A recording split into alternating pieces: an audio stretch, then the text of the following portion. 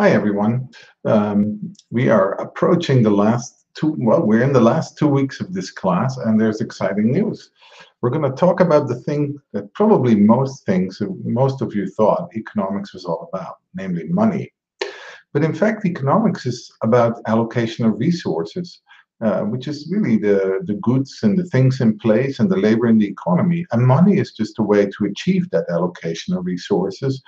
Um, and um, and in the first part of this week, in part 6.1, we actually discuss a case in which money doesn't have an effect on the allocation of resources. It's just that prices will adjust to whatever is the efficient allocation of resources. But in the second part of this week, we're going to look at a case where that's not the case. Prices, wages, interest rates, everything that's measured in dollars does not necessarily adjust immediately, or is set by people who don't have full information about everything. And as a result, prices and interest rates and wages are not necessarily set at the level that might result in an efficient allocation of resources. If that is the case, then money has an effect on the economy and the allocation of resources in the economy, and there is room for monetary policy, the supply of money that's decided on by the central bank, um, to affect the allocation of resources in the economy. This is the part of the central bank that gets by far the most attention. Here in the United States, the Federal Reserve meets every 6 weeks, other central banks meet every month, and about every 6 weeks, eight times per year for the Fed, and make a decision on interest rates. Now, more recently, you've seen that the stock market has gone down a little. It's partly recovered, then gone down more, and partly recovered. And part of this is because of the anticipation of the Federal Reserve raising interest rates, which would presumably lower the present discounted value of future dividends paid by firms, which is the underlying value of stocks in the stock market. Now, to better understand this, the role of the Federal Reserve, and especially what the Fed does, in part 6.2, there's many different sections that go about explaining the banking system and what the role of the Fed is in stabilizing the banking system. It explains kind of the setup of the Federal Reserve in the districts and all of that. And the Federal Reserve is nothing special in this sense. In most countries, the central bank is set up because it is really there to stabilize the banking system and help as a backstop for bank runs. And then on top of that, it determines the money supply, which has effects on the overall economy. What I will do today is I will really focus on that part, on the transmission of monetary policy to the real economy. In this course, I teach something called the aggregate supply, aggregate demand model, with an IS curve and a monetary policy rule. In most textbooks, there's something called the ASID ISLM model, where the monetary policy rule that you'll see in this course is replaced by an LM curve. So if you have any family or friends, especially if you have people that are a little older than you, that used to be the common way of teaching this. But these days we think of it more as a monetary policy rule, not as an LM curve. So you don't even have to know what the LM curve is for this course. But that's actually a pretty complicated model. So what I wanted to do is I wanted to spend most of this office hour on exactly that, just talk you through through this model, and that's basically all from part 6.2, 6.4, and then hopefully by the end of these, what's now about 40 more minutes, you have a real sense of how you can think about monetary policy in this framework.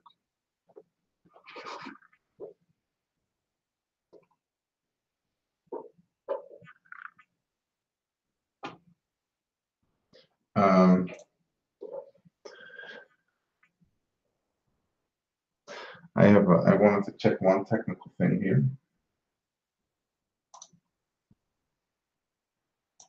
to make sure that we actually have proper signal.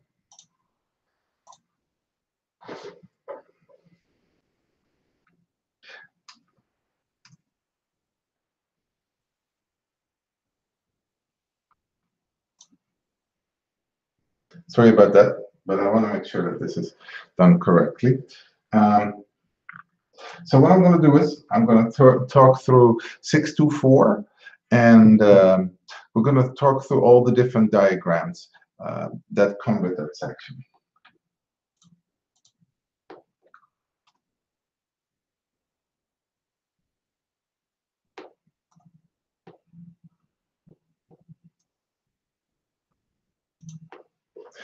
So let me start off with the following part of this.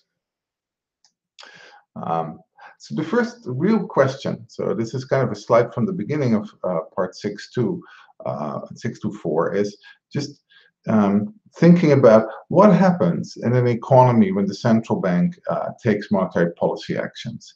And the way I'm going to teach this to you is not by the central bank deciding how much money to pump into the economy, but instead what the central bank does is it exchanges money for government securities, for treasuries, and that determines, not only does it determine how much money is in the economy, because it moves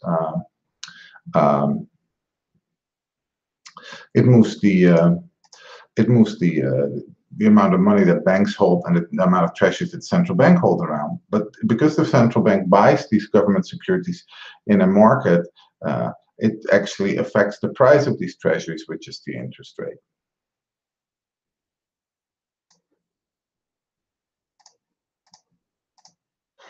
So that's the first thing to realize. So this slide from the lectures is exactly about this, about the transmission of monetary policy to economic activity in the economy. In particular, we're going to look at the central bank affecting the interest rate. Now, remember that what matters for the allocation of resources in the economy is the real interest rate, not the nominal interest rate. So when we discussed in part 6.1, when we said, hey, maybe money is actually, it does not have enough allocation or effect on the allocation of resources, we were talking about a world where the real interest rate would just immediately adjust to whatever is the efficient allocation of, supports the efficient allocation of resources. But if prices don't adjust immediately, or wages don't adjust immediately, or interest rates themselves don't adjust immediately after the Fed moves and buys treasuries, then this adjustment will take time. And in fact, there is no immediate adjustment to the new longer run equilibrium real interest rate. And instead, the Fed actually has an effect on the real interest rate.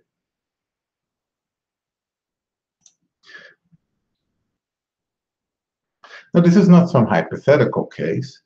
In periods where the Fed has moved the interest rate a lot, this has had an effect on the overall allocation of resources. The most notable case was the end of the 70s and the early 80s, when the Federal Reserve decided to use monetary policy to reduce inflation in the US, because we had double-digit inflation. Many central banks did this, by the way, in industrialized countries at the end of the 70s. And so they set higher interest rates. That was actually done by reducing the amount of money in the economy, so reducing the growth of money in the economy. And it reduced interest rates, it increased interest rates such that people, because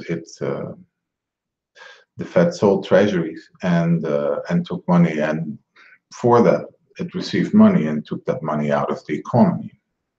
Now, to sell more government securities, you need that basically raises interest rates. So, so when that happened in the late 1970s, early 80s, in response to what was then known as the Great Inflation, the economy actually went into a recession. So that was a recession that was largely caused by a very deliberate monetary policy decision to reduce inflation. And some people call this the relationship between how much you need to kind of, what the cost is in terms of real output or unemployment to lower the inflation rates in the long run by a percentage point. Sometimes it is called the sacrifice ratio, but that's not a term you necessarily need to know, but there's some sacrifice involved. So, so they raised the cost of credit. This is about monetary stimulus in which case the central bank makes credit cheaper, and that stimulates the economy. It goes through several channels. One is a lot of firms actually borrow money in the short run because they have to pay their workers their wages before they actually receive the revenue that they make from uh, from the goods that these workers produce. So there's a disconnect in timing between the payment of compensation of labor and the revenue received, and to bridge that gap in timing, firms often borrow money in the short run to cover this. That's known as working capital loans.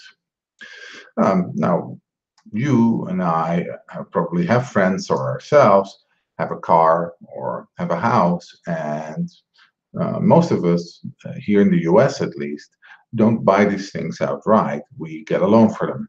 The loans that we get for houses are called mortgages, and the loans that we get for cars are called car loans. They're generally about 4 years here in the US. In other countries, it's a little bit different, but it's a 4-year loan here in the US. Now, and furthermore, what we've emphasized already is that the interest rate also affects the cost of the financing of investment in capital goods. And when we spoke about the user cost of capital in part 2.2, we were really specifically talking about how interest rates affect firms' investment decisions.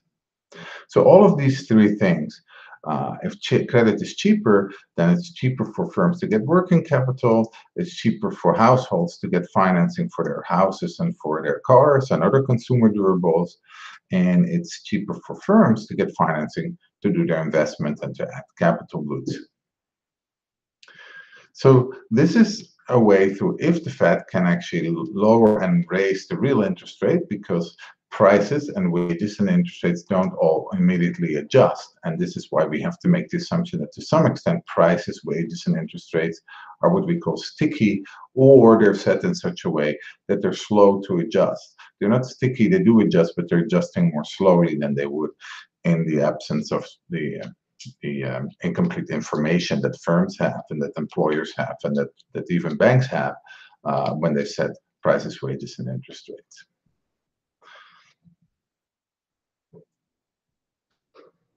So there you are.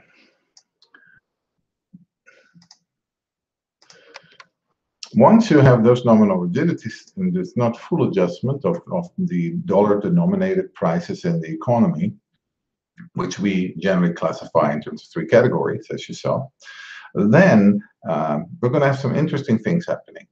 So we're going to look at the model that at the end of the day is about 2 curves, an aggregate supply curve and an aggregate demand curve. So let me first talk through the aggregate supply curve, and then we'll do the aggregate demand curve, which itself is a function of 2 curves later on. So let's look at the aggregate supply curve first. So we're going to look, this whole model is going to be focused on a chart that plots the inflation rate on the vertical axis and output on the horizontal axis. And the short-run aggregate supply curve in this model, and I emphasize here short-run, and I'll tell you in a minute why, is a curve in which output actually increases in the amount of inflation. In the lectures, we revisit Adam's ice cream selling business, where Adam has to decide on the price of the ice cream. He has to in his truck, but he doesn't really know what his competitors charge, and he just updates his price relatively infrequently because it's costly. He needs to print a new menu, and he also has incomplete information. He can't look all the time at what his competitors charge for ice cream, so he does it every once in a while. Now, what happens to Adam, and which will also happen in the overall economy, is suppose he sets his price at a certain level, but now unexpectedly the prices of the other ones, because the cost of milk is increasing over the month, and Adam has set his price for the month already, and the cost of milk goes up, which is actually true at the moment. Food prices are rising in the United States and worldwide, actually. But so there's an unexpected rise in the cost of milk, because of which the ice cream that Adam sells is getting more expensive to make.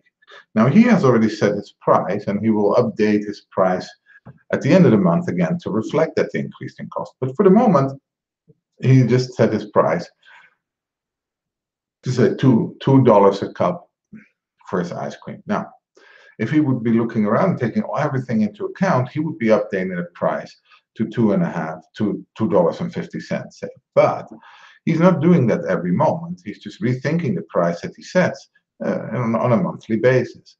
So for a while, Adam charges a price of $2 per cup, but his competitors who are really thinking about what to charge, they're actually starting to charge more. Uh, but the result is that Adam's price becomes relatively low, and more people will come to Adam to actually buy ice cream um, at his ice cream stand. So because Adam didn't take into account unexpected inflation, unexpected price increases when he set his price at the beginning of the month for the rest of the month, he's now facing higher demand. So the trick is if there's unanticipated inflation, and so this is important. This says inflation rate, but it's really about the part of inflation that people don't see coming. And we'll talk about that in a minute. If there's unanticipated inflation, then the prices that the producers set do not reflect that. And instead, what happens is they set a price that's relatively low, and demand will be higher, and therefore the output they produce in order to satisfy that demand will be higher than they normally would have set. And so this is why there is an upward sloping relationship between output and inflation in the model of monetary policy that we're going to talk about. Now, here is the degree to which the frequency, or how often people actually update their prices in this economy. If they update them every single time, then output is not a function of the inflation rate, because there's no unanticipated inflation. You immediately take the inflation into account in your price setting, and so the prices aren't affected by unanticipated inflation because they immediately adjust to it. However, if prices are not very flexible, then the short-run aggregate supply curve becomes flatter. That means unanticipated changes in inflation actually have bigger effects on output, because there's more firms whose prices are stuck at a level that they don't take into account the unanticipated inflation. So the short-run aggregate supply curve is a crucial concept in models of the transmission of monetary policy. What's going to happen is we're going to have an aggregate demand curve in a minute that will basically move along this, be good downward sloping, and that will move up and down the short-run aggregate supply curve. And Igor, if you're watching, that comes back to your question about stimulus and monetary policy, and I'll discuss it in a little bit more detail once we have the whole model together. So here's the short-run aggregate supply curve. Now that is in the short run, because this is obviously in the longer run, all these firms will actually adjust their prices. Prices are only kind of set over a short time horizon. So in the longer run setting, this aggregate supply curve would look differently, because everyone would be able to adjust their prices. But the crucial thing here is that the prices, wages, and interest rates don't fully immediately adjust to the one that would be resulting in the efficient allocation of resources.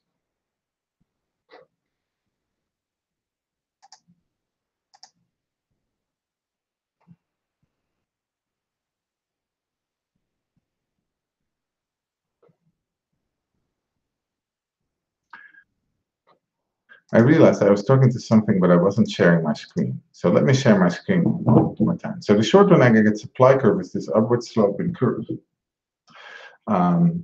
where if there's unanticipated inflation, suppliers have to sell more than because they set their prices relatively low, they don't take into account unanticipated inflation. They have to sell more and produce more to satisfy this.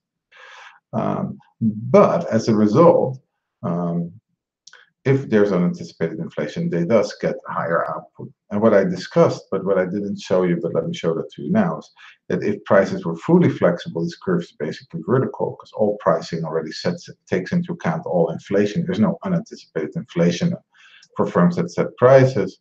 And the curve becomes flatter and output becomes more responsive to unanticipated inflation if there's less and less price flexibility. My apologies that I made a screen sharing mistake. But I hope this is better. Okay. So then the next step is to think about this curve in a bigger model. And so here's the interactive from 6.2.6243, the first interactive. That part consists of a lot of interactives. So what we're going to do in this model is we have the short-run aggregate supply curve. Now we're going to figure out how the decisions that the central bank makes affect the demand for goods as a function of the inflation rate. So we're going to construct what we know as the aggregate demand curve. And the way to do this is we're going to add two more curves here. The first one is known as the IS curve, and then the other one that was going to show up here is the monetary policy rule. So let's start with the IS curve first. The IS curve reflects that the demand, so think of this is the supply curve, what firms are producing. This reflects the demand for investment goods, for consumption goods by households and by businesses.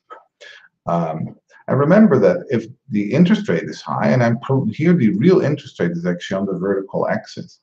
So if the real interest rate is high, then households have an incentive to save, and that will reduce consumption. And firms have an interest in spending less, so that would reduce investment because the cost of investment is low. So the spending by households, I call it all output, but it's really spending here. The demand by households and by businesses is declining. So think of it as y is c plus I plus g plus x minus m. We don't have a g and an x and m here. We leave those out for the moment. So think of it in the simple words, y is c plus I. If the real interest rate is high, people save more, c is low. If the real interest rate is high, firms tend to invest less because the cost of capital is high, financing cost of capital. So investment is also low. So as a result, c plus I is low when the interest rate is high and is high when the interest rate is low. This is known as the IS curve, the investment savings curve, because it relates to households' investments and savings.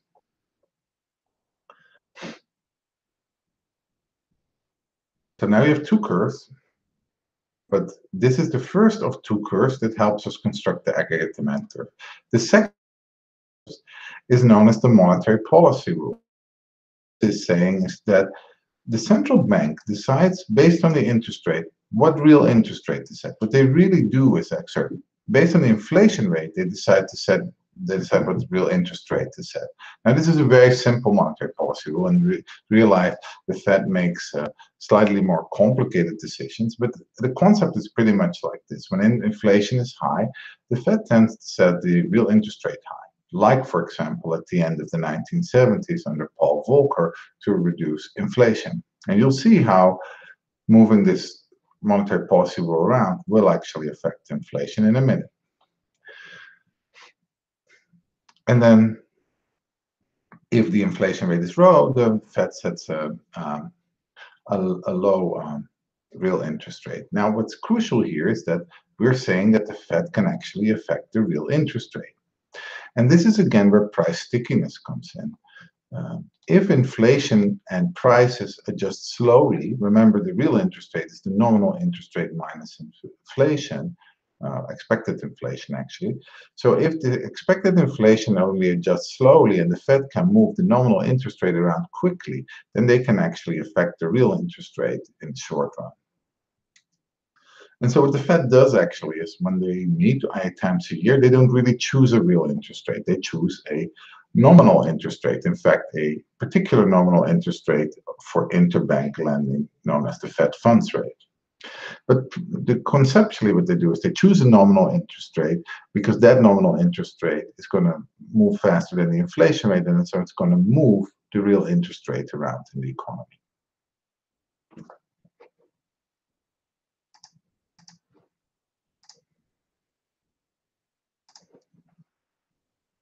So that's a lot of curves. So let's think about what's happening here. So that the monetary policy rule really says that the central bank raises the real interest rate if inflation is high. Now the IS curve says that if the real interest rate is high, then consumers spend less and firms invest less. So C is low and I is low. So at the end, if you combine those two things, you can already see what happens. High inflation rate results in high real interest rate, results in low C plus I, less spending, less demand in the economy. So now let's see how we can actually put this in a diagram. So let me pull up the interactive that does so in the course, and you can quickly see how this works. And we're basically going to combine these two things to derive an additional curve.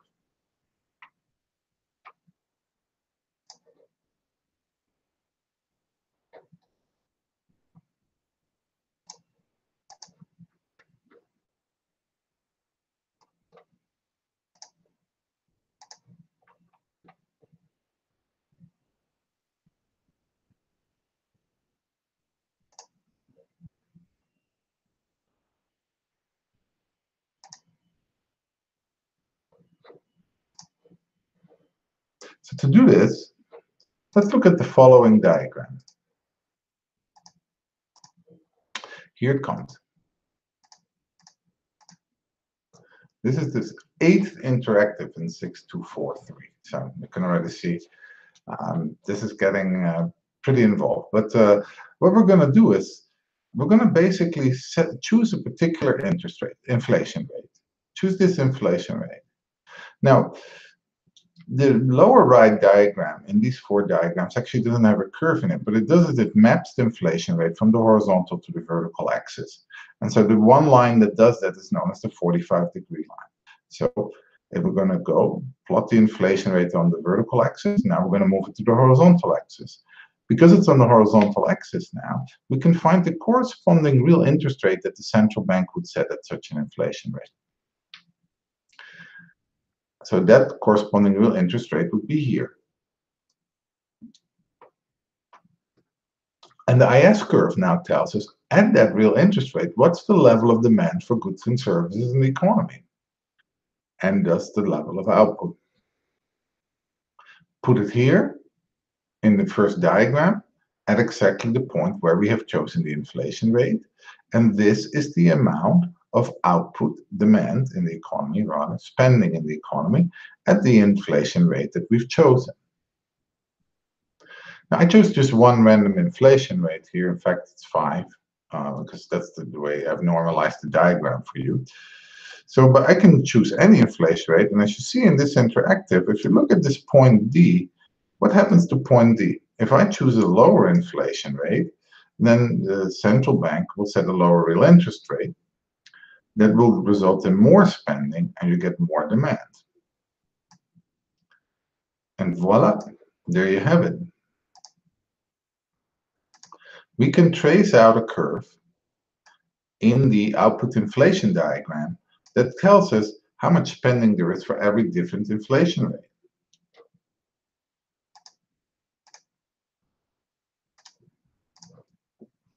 Now that curve, not surprisingly, since the other curve is called the aggregate supply curve, is called the aggregate demand curve.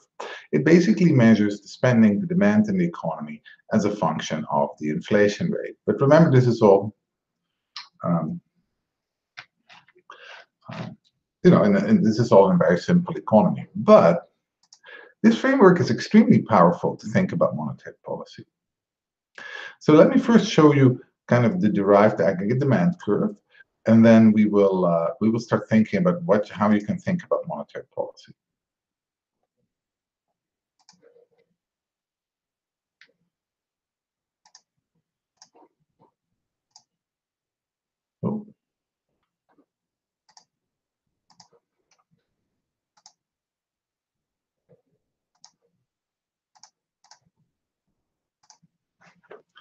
So here is the actual aggregate demand curve when you basically plot the line that's been traced out by varying the inflation rate. And so notice that this aggregate supply curve, aggregate demand curve depends on the monetary policy rule and on the IS curve. So the next thing we're going to do is we're going to think about what policy can do to affect the monetary policy rule, and we'll also talk a little bit about what can affect the position of the IS curve. Are you ready? Let's do some policy experiments.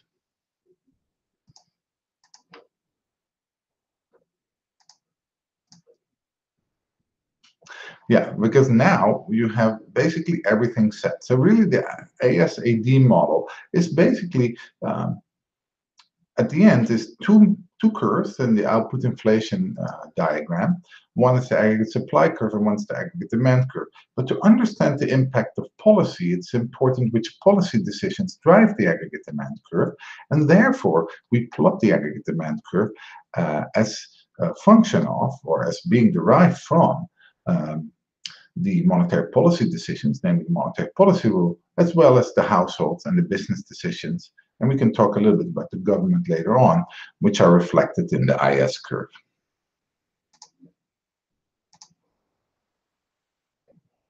And so in the course, this is being done in 6244.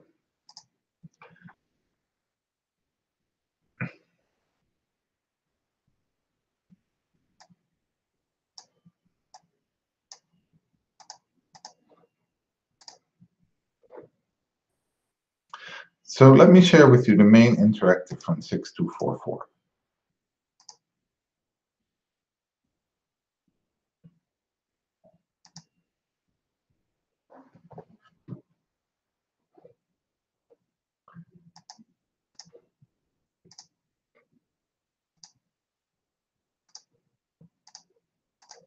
There you are. This is the main interactive from 6244.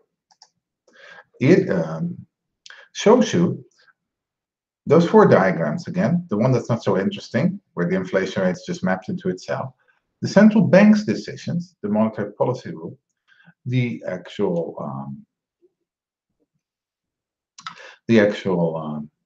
decisions that are reflected, household and business spending decisions reflected by the IS curve, and the production decisions of firms as that are resulted from, and the price setting decisions that result in the short-run aggregate supply curve. Now this model has three curves and a derived curve, which is the aggregate demand curve. So we can shift these three curves around, and a shift in each of them has their own name. So remember, this reflects the demand by households and businesses in response as a function of the real interest rate. So a demand shock shifts the IS curve. A negative demand shock will shift it to the left. At the same real interest rate, there's less demand, and a positive one will shift it to the right. The supply shock is one that moves the short-run aggregate supply curve to the right and to the left. And a monetary shock is the one that moves the monetary policy rule around.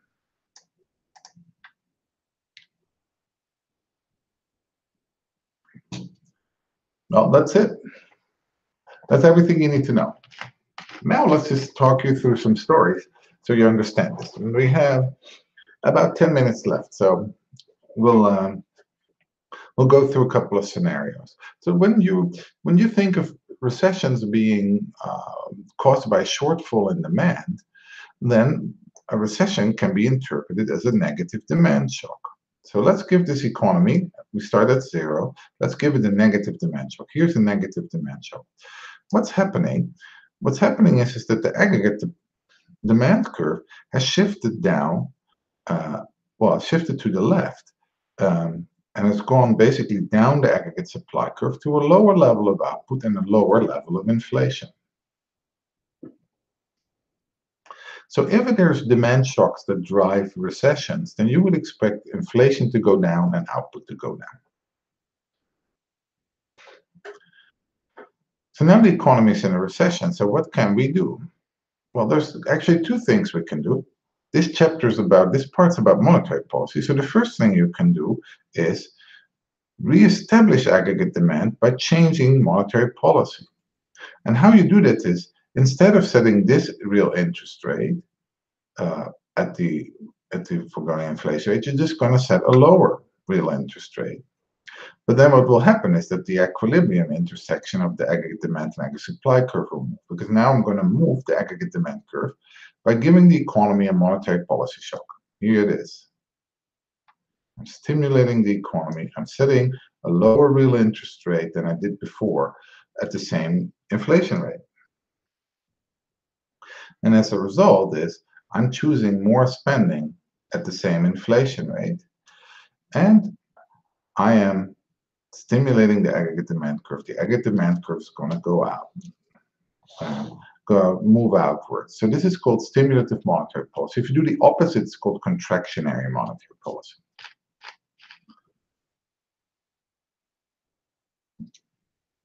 And there we are. We have pretty much restored output and inflation in this economy. We're ending up at a lower real interest rate than we were before, and that's because of the decline in demand, resulting in the same amount of spending at a lower interest rate. So that's now being reflected in the lower real interest rate. Now, this is generally how people think about monetary policy in recessions, the conventional way of thinking about monetary policy, which is that monetary policy stimulates the aggregate demand spending in the economy by reducing the cost of credit and capital in the economy and investment in the economy. And that stimulates consumption, investment, and it also makes working capital for firms cheaper. Now, the latter would actually make firms produce more.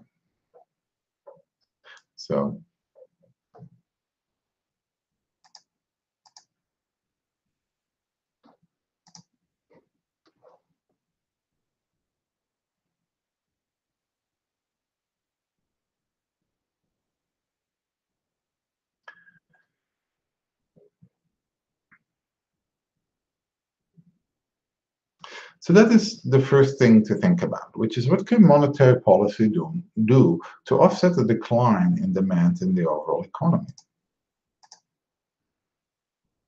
But it also tells you already what it cannot do.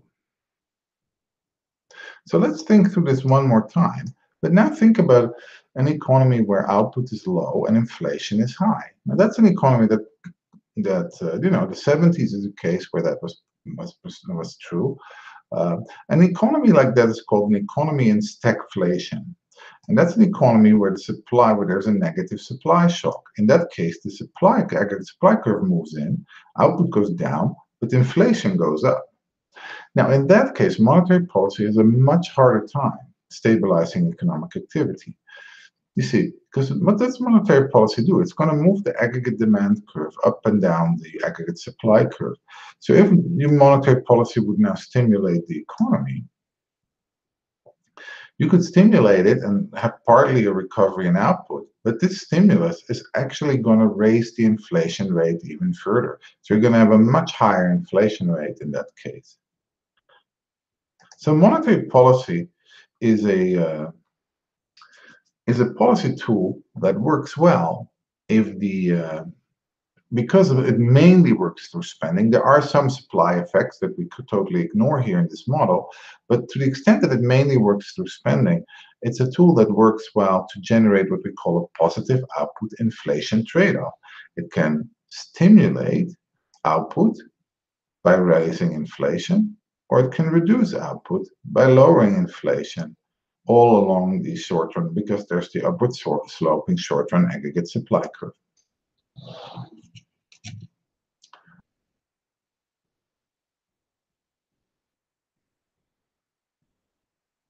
So when Igor asked about 2 weeks ago, 3 weeks ago already, what can monetary policy really do if the economy is in a stagflationary situation?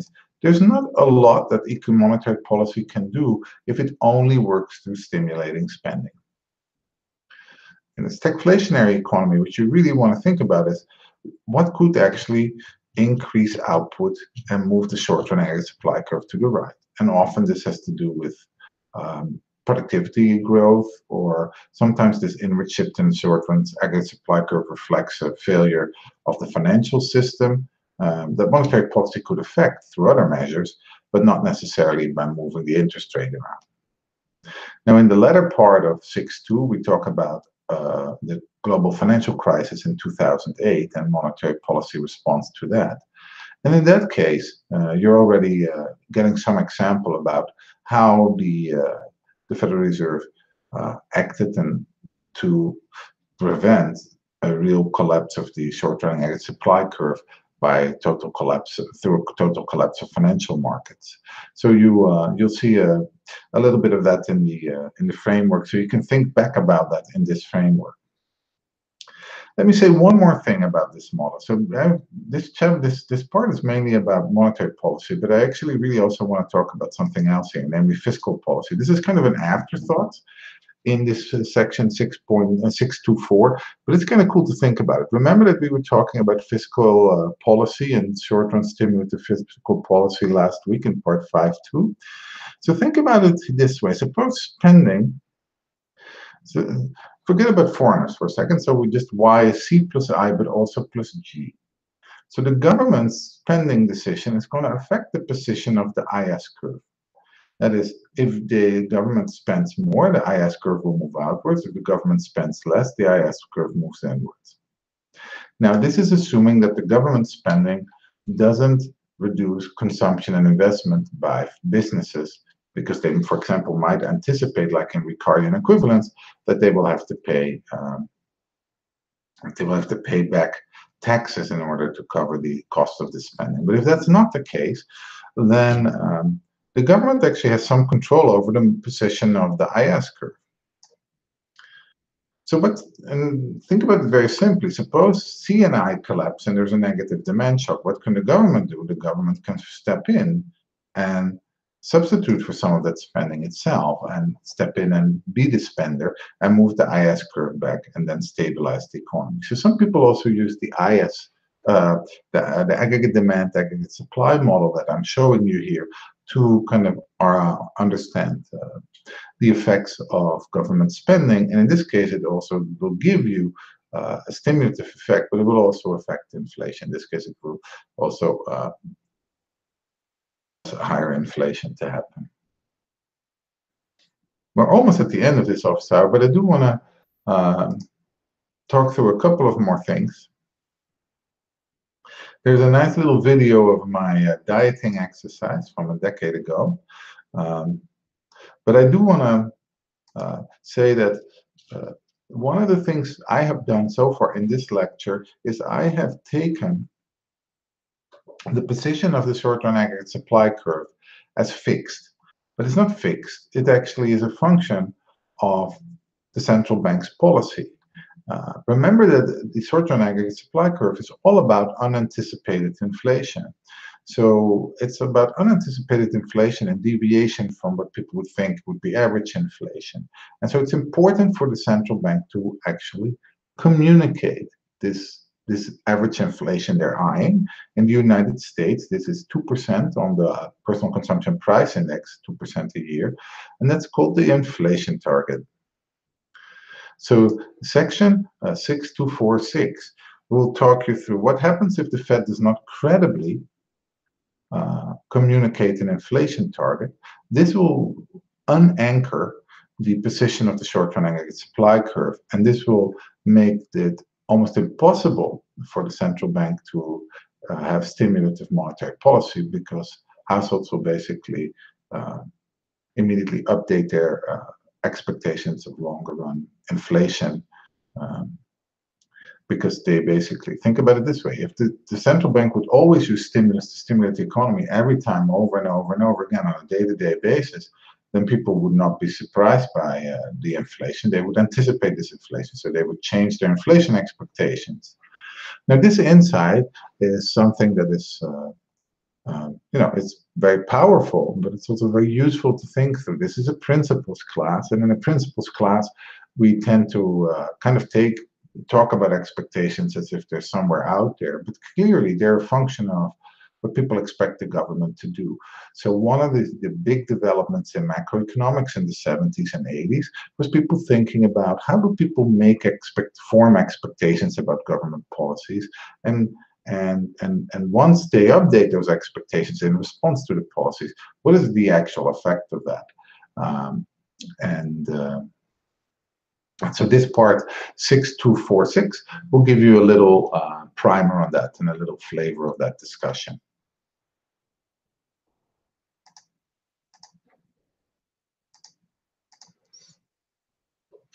Okay, that's about it for today. I hope that this kind of quick overview of the ASAD model helps you study through it.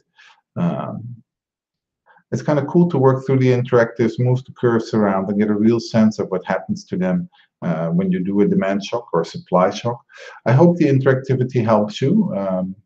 It was fun for me to prepare because I never took a class with interactive curves, so I enjoyed that. I hope you enjoy going through it as much as I enjoyed making it for you.